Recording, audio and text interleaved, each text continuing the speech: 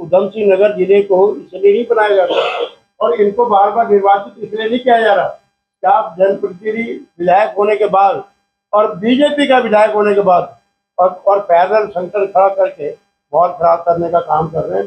इसलिए मेरा ये आग्रह है, मैं तो मानिए अभी जमीनों की बात आप देखिए, गुप्ता समाज जनजाति, थारू समाज जनजाति, SC ST के मामले, जमीनें कभी भी किसी दूसरे वर्ग के नाम नहीं हो सकती।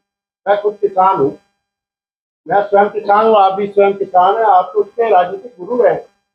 आप देखिए किसी SC ST के वर्ग की जमीन कभी दूसरे के नामांकन नहीं हो सकती, लेकिन आपने बिना एप्लीकेशन नहीं की गई, खरीद फरोख्त नहीं की गई, और अतुल पांडे उसके बेटे के नाम से जमीन अभी सूचना के अधिकार में विपक्षी लोगों के पास मुद्दा दिया जा रहा बार बार, और उन्होंने साफ प्रमाण के साथ दिखाया कि आप देखिए और इनके नाम नामांकन हो चुके हैं। SC ST के जब ये मंत्री थे, सरकारी जमीनें रेड क्रॉस गदरपुर में सरकारी बुलर बोझने का अस्पताल था जब ये मंत्री थे वहाँ, और आज इनका जो PA है वो शाह, उसके कब्जे में वो स्थान है, वो लगभग 2 बीघा वो जमीन है और वहाँ हॉस्पिटल बना हुआ है। तो आप ये देखिए गदरपुर में हर कॉर्नर पे, इस जिले में हर जो कीमती जगहें हैं सारी लगभग दाएं बाएं लोगों के नाम से खरीद रखी। वैसे कहते मैं गरीब का बेटा हूँ, कौन से गरीब का बेटा है? खुद ही बोलते मेरा अतिक्रमण मैंने कोठी पे कर रखा है। तो तुमने अतिक्रमण कर रखा है तो तुम्हारा पट्टा खारिज होता नहीं। काबुल सिंह का बहुत सारे पिछले जब ये मंत्री थे सबके पर्चे खारिज करे, अपने ही जैसे सांप अपने बच्चों को, वो सांप भी बच्चे पैदा करती तो अपने बच्चों को खा जाती, तो इसका वो काम है बीजेपी में जाके भाजपा के कार्यकर्ताओं को शोषण करना, भाजपा से दूर भगाना, नए चेहरों को दूसरे लोगों को प्रवेश करना जिनको विचारों को जानकारी नहीं। तो बहुत साफ बात है, अरविंद पांडे जी इस मेरे ख्याल से उत्तराखंड में सबसे अनुशासनहीन व्यक्ति, 25-30 मुकदमों का बहुत जघन्य अपराधी है। जो लोग इसको नहीं जानते, इसकी सारी लिस्ट लगभग 1-1.5 पन्नों का सारे मुकदमे वो अब आपको उपलब्ध करा देंगे। और इससे गलत तरीके का व्यक्ति सारी दुनिया जानती है, बात करने में मक्खनबाजी, और दिल्ली के CM बड़ा अच्छा आदमी है, बड़े धामी, बहुत बढ़िया आदमी है। इसके पीछे क्या ये व्यंग्यात्मक भाषा बोलना और हमेशा पार्टी के विरोध में काम खड़ा करना। तो इसलिए हम ये चाहते हैं कि हम संसद से जल्दी मांग कर रहे हैं, अपनी पार्टी के लोगों से लगातार कह दिया गया है कि ऐसे अनुशासनहीन चेहरे जो विधायकी के रूप में तो टोला ओढ़े हुए, मैं चाहता हूँ कि उनको, ये जितने भी और लोग हैं आने वाले निकट भविष्य में, इनको बाहर का रास्ता दिखाना चाहिए, अच्छे लोगों का प्रवेश होना चाहिए, जिनके साथ हमारा तालमेल विचारधारा नहीं मिलती पार्टी की, वो कहीं जाए लेकिन वो भारतीय जनता पार्टी से मुक्त करने का काम होगा। इसीलिए हम लगे हैं कि जसपुर से खटीमा तक का हमने अच्छे लोगों का चिन्हीकरण करना है, और जिन लोगों के बीच में तालमेल ठीक नहीं है, अवसरवादी लोग हैं, सत्ता के लालच में आने वाले लोग हैं, ऐसे लोगों को चिन्हित करने का हम लोग काम करेंगे। बड़े भाई उसके संयोजक हैं, मेरे बड़े भाई हैं और सियासत में इनसे मुझसे बड़ा तजर्बा है, तो अरविंद पांडे जी के बारे में इनको बहुत सारी जानकारी है, तो मैं इनसे चाहूँगा कि अपनी बात को यहाँ पर जरूर रखें।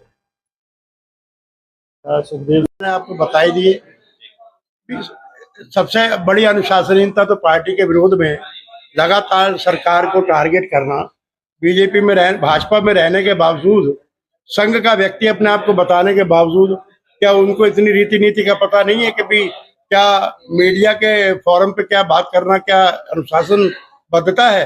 तो एक तो पहला तो यही है। दूसरी बात, अगर कोई छटपटाहट है तो वो पार्टी फोरम पे रखनी चाहिए। पार्टी के संगठन का ढांचा है, महेंद्र भट्ट जी हैं, हमारे संगठन महामंत्री जी हैं, सब सारे और राष्ट्रीय स्तर पे लोग बैठे हैं। आप अपनी उचित फोरम पे बात करें।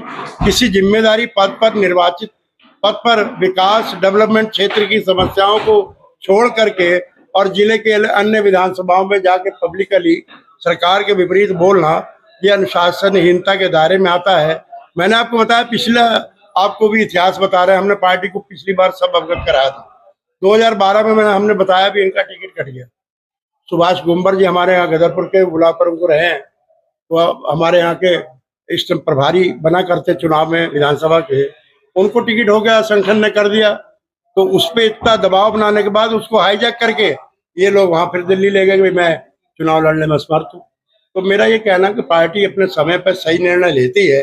आज उसका परिणाम ये भी है, आप देखिए कि भी जो आदमी कैबिनेट का मंत्री 4-5 विभागों का मंत्री रहा हो और आज विधायक बन के रह रहा हो, अपनी वाणी की वजह से है, अपनी कार्यशीलता की वजह से है, तो निश्चित रूप से परिणाम ठीक आने वाले हैं।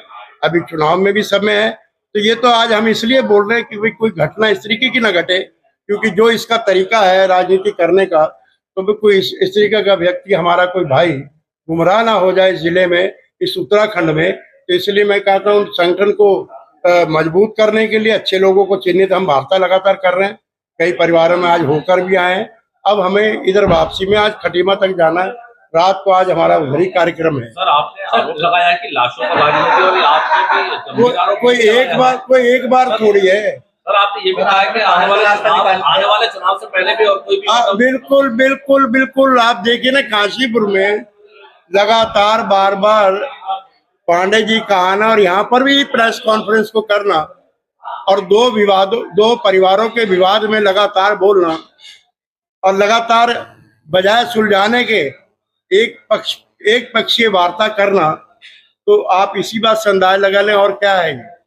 चुनाव नजदीक है, ऐसे में जो परिस्थितियां बन रही हो, खंडे जी का मामला हो या राजकुमार क्या आने वाले चुनाव पर देखिए, राजकुमार ठुकराल जी और पांडे जी, देखिए निजी तौर पर तो ये सब पुराने, सब हम सभी एक दूसरे से वार्ता करते हैं, सब एक दूसरे के साथ पढ़े लिखे हुए हैं। राजकुमार ठुकराल हमसे 1 साल सीनियर है, मेरे साथ ही पढ़ता रहा है, तो ये सियासत में आना जाना लगा रहता है, एक दूसरे से बोलना और ये कोई इतना बड़ा मायना नहीं रखता।